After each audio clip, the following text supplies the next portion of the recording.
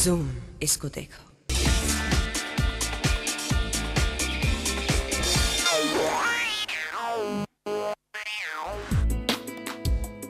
संजय दत्त की किस्मत का फैसला 23 फरवरी को और हेमा धर्मेंद्र 24 साल बाद एक साथ सिल्वर स्क्रीन पर। हेलो देयर, मैं हूं पूजा और आप देख रहे हैं पेज 3। मैं आज आपके लिए लाई हूं स्टार्स की दिलचस्प हलचलें, बॉलीवुड के राज, फैशन की दुनिया की चमक और पार्टीज का हंगामा। क्योंकि जो भी हो रहा है, जहां भी हो रहा है, सब कुछ होता है पेज 3 पर।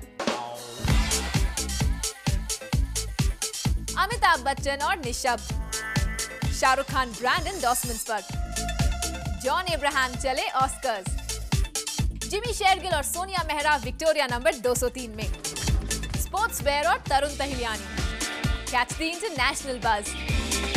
निशब्द में अमिताभ बच्चन कभी अलविदा ना कहना के सेक्सी सैम से निकल गए हैं 4 कदम आगे। इस फिल्म में वो रोमांस कर रहे हैं 18 साल की जिया खान से, और जबकि करीब करीब बच्चन के सभी कंटेम्प्रेरीज रिटायर हो चुके हैं, बच्चन साहब के लिए लगता है ये है एक नई शुरुआत। वो मेरी बेटी की सहेली थी, छुट्टियां मनाने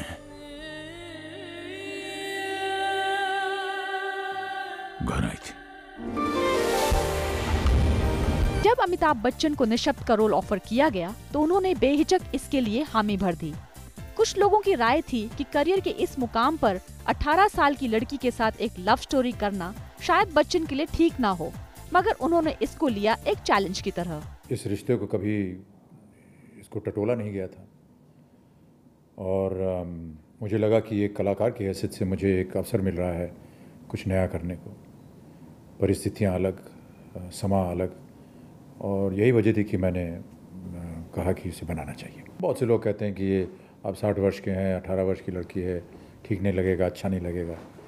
लेकिन एक कलाकार के जीवन में तो हर तरह की परिस्थितियाँ आनी चाहिए, प्रतिदिन एक चुनौती होनी चाहिए उसके लिए, और मैंने उसे एक और चुनौती समझा अपने जीवन में। जवानी में एंग्री यंग मैन, उसके बाद एक सीरियस पेट्रियार्कल फादर फिगर, और अब सेक्सी सैम और निशब्द।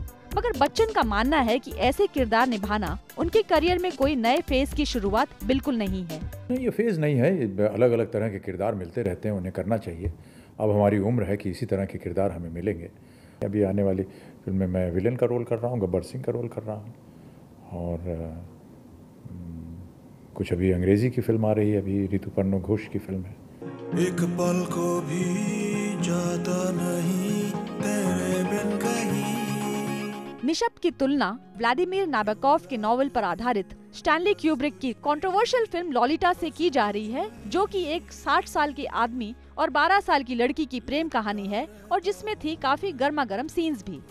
मगर रामू और बच्चन हमेशा से ही कहते आए हैं कि इस फिल्म में बिल्कुल भी सेंसुअल या सेक्सुअल एलिमेंट्स नहीं हैं। लेकिन इस फिल्म का प्रोमो अगर देखें तो उसमें सेंसुअलिटी साफ नजर आती है। वो उस लड़की का अल्हड़पन दिखाने के लिए कि वो लड़की के जो रूपरेखा है और जो उसका बर्ताव है उसके जीवन में, वो किस तरह का है। एक 60 वर्ष के वृद्ध, एक प्रौढ़ इंसान को एक 18 वर्ष की युवती के साथ एक आकर्षण हो जाता है। अब उस स्थिति में, जबकि ये शादीशुदा इंसान है, बीवी है, बच्ची है, सब घर में है, सब एक ही जगह है, अब क्या होगा, ये है कहानी। मगर सवाल ये भी है कि इस बोल्ड फिल्म को साफ सुथरा बताने के पीछे वजह ये तो नहीं कि हाल ही में 2 पॉलिटिकल पार्टीज ने प्रेसिडेंट की पोस्ट के लिए बच्चन के नाम की पेशकश की थी, और इस तरह की थीम में इस वक्त उनका आना मुनासिब नहीं। नहीं, हम उससे क्या लेना देना, हमने कह दिया कि हम इस लायक नहीं हैं। पहले भी जब बच्चन का साथ हुआ है उनके पॉलिटिकल फ्रेंड्स के साथ, वो फंसे हैं किसी न किसी मुसीबत में, मगर वो तो इससे इनकार भी करते हैं, मगर कुछ कंट्रोवर्सीज उन्हें याद भी आती हैं। उस जमाने में बोफोर्स का इल्ज़ाम हमारे और हमारे परिवार पर लगाया गया था, तो हमने बताया कि ये गलत है, और हमने न्यायालय से हमको जस्टिस भी मिला। और यहाँ पर क्या है, कोई कंट्रोवर्सी वो बता दीजिए, हम साबित कर देंगे आपको। पिछले कुछ महीनों में जब भी बच्चन का कोई इवेंट हुआ है, उसी दिन शाहरुख का कोई ना कोई इवेंट उसके सामने आ खड़ा हुआ है। बच्चन ऐसे किसी टकराव की बात तो टाल जाते हैं, मगर केबीसी की कामयाबी का पूरा सेहरा शाहरुख के सर बांधने से कतराते हैं। शो में अपने आप में बहुत दम है, अब सक्षम है वो खेल, उसके अपने गुण हैं, और इतनी शक्ति है उसमें कि वो कहीं भी 80-90 देशों में चल रहा है और सब जगह तो शाहरुख खान है नहीं। जैसा वो ब्रीफिंग देते थे हमें बनाने वाले, वैसा ही हम करते थे। उनको उन्होंने कहा था कि हमें थोड़ा ड्रामा चाहिए, थोड़ा सस्पेंस चाहिए, तो हम वो कैसे थे। अब उनका चाहते हैं कि थोड़ा सा हंसी मजाक हो, तो वो हंसी मजाक है। अब क्या ये महज एक इत्तेफाक है कि जिस बैंक के ब्रांड एम्बेसडर थे अमिताभ बच्चन, उसी को शाहरुख के एंडोर्स करने की जब अनाउंसमेंट हुई तो वो था ठीक उसी दिन जब बच्चन कर रहे थे अपनी फिल्म निशब्द को प्रमोट। और अगर है तो काफी फिल्मी इत्तेफाक। सीमा सिन्हा, पेज 3, मुंबई।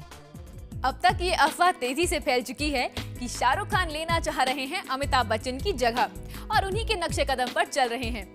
केबीसी के बाद अब वो एक बैंक के ब्रांड एम्बेसडर बनकर एक बार फिर बच्चन साहब की जगह पहुंच गए हैं।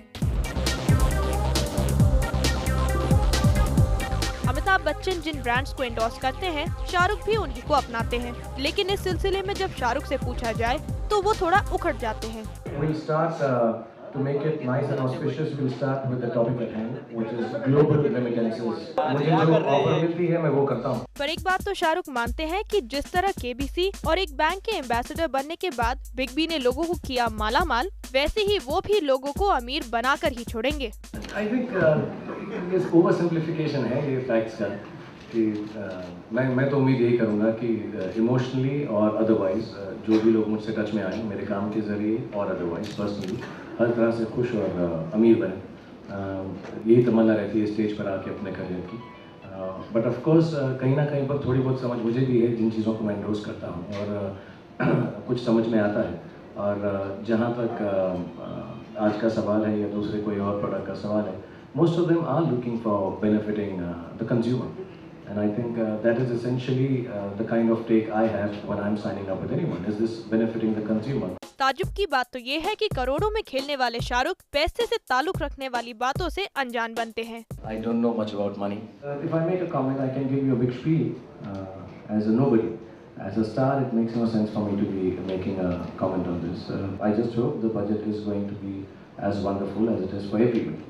That's it. I mean, it's a very, very general comment. Everyone asks me this. What do you think about the budget? What do you think about the budget? Who am I to think about the budget? हालांकि शाहरुख एक brand के तौर पर big B के contender है, लेकिन एक चीज तो उन्हें बच्चन साहब से सीख ही लेनी चाहिए और वो है वक्त की पाबंदी। Unfortunately, I'm called upon to do a lot of services. I need about 6 hours more in a day to complete them, and I try to fit them all in. And I'm normally late by an hour everywhere, and I try to work faster and finish off things faster, so I catch up with that work. जिस दिन big B को मिली Rolls Royce, उसी दिन शाहरुख का हुआ video release. Eklavya के premiere की शाम शाहरुख के शूटिंग ब्रांड एम्बेसडर बनने की अनाउंसमेंट और निशब्द के प्रमोशन के साथ बैंक का कैंपेन लॉन्च। अब देखें अगली बार कहाँ बादशाह और शहंशाह आमने सामने आते हैं। रोमा श्रीवास्तव, पेज 3, मुंबई। हेमा मालिनी बन गई है ईशा की डिजाइनर फिल्म जस्ट मैरिड में। जब मॉम हेमा ने देखी डिजाइनर की लाई हुई साड़ियां बेटी ईशा के लिए, उन्होंने वो सारी साड़ीज तुरंत रिजेक्ट कर दी और अपनी अलमारी से निकाली ईशा के लिए अपनी खुद की साड़ियां और डिजाइन की कई और। अब लगता है हेमा ने अपने नाम के साथ जोड़ लिया है एक और टैग।